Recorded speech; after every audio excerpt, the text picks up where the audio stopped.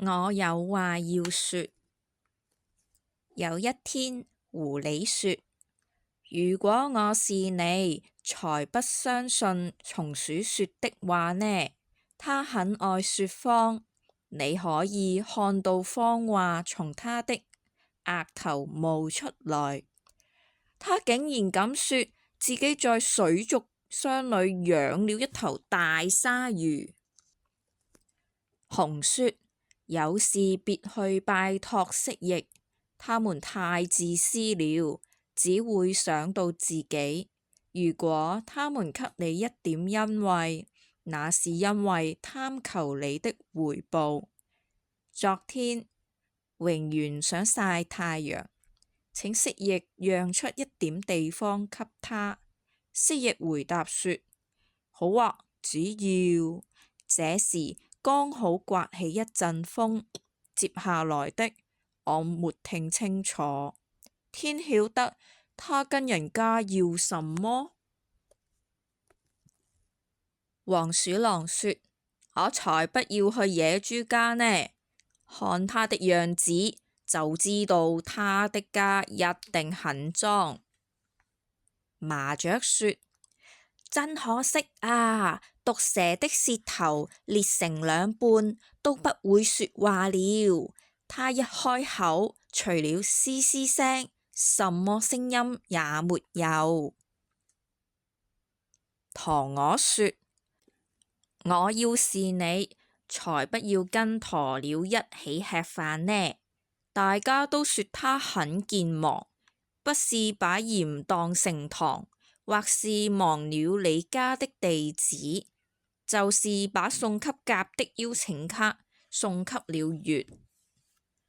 蝸牛先生和太太說：刺蝟太無趣了，本來是一隻刺蝟，後來變成長滿刺的球，再變回刺蝟，然後又變成長滿刺的球，變來變去，只有這兩花樣，沒有新的。要是變成沒有刺的球，起碼我們還可以踢足球。在森林裏，大家就是這樣七嘴八舌說個不停，從來沒有安靜過。就在同一時候，噓，輕聲一點，松鼠和大鯊魚正在海裏游泳，他們是好朋友，已經住在一起很多年了。蜥蜴正躺在大浴巾上曬太陽，蠑螈問他：可以讓一點點地方給我嗎？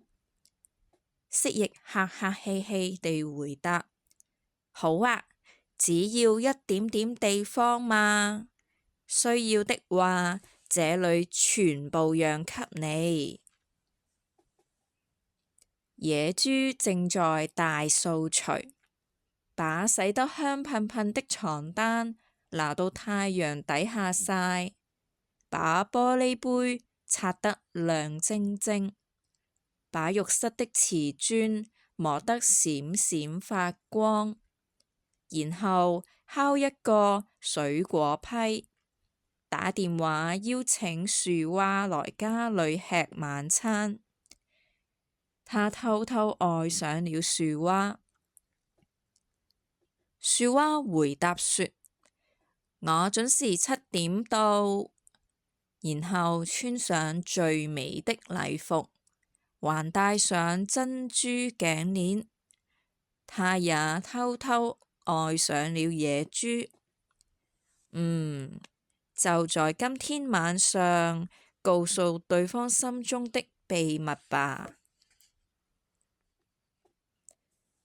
毒蛇在家裏穿襯衫，打領帶，再套上一件高雅的西裝，然後和平日一樣到大學教雙語繪畫課。刺蝟是個作家。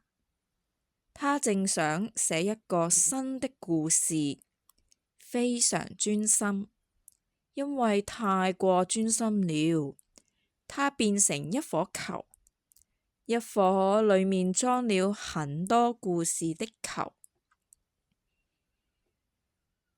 他的故事在森林裡很受歡迎，大家都跑去聽，只有蝸牛先生和太太例外，因為這對夫婦很內向，整天窩在家裡，不愛出門。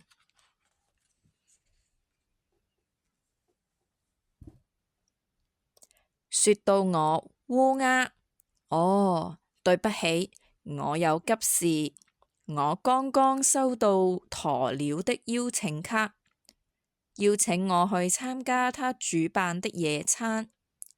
鴕鳥的野餐是全世界最好玩的活動哦。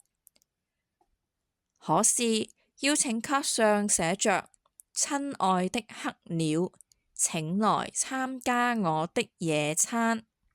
可能是因為我和黑鳥的羽毛都是黑色的，所以送錯了。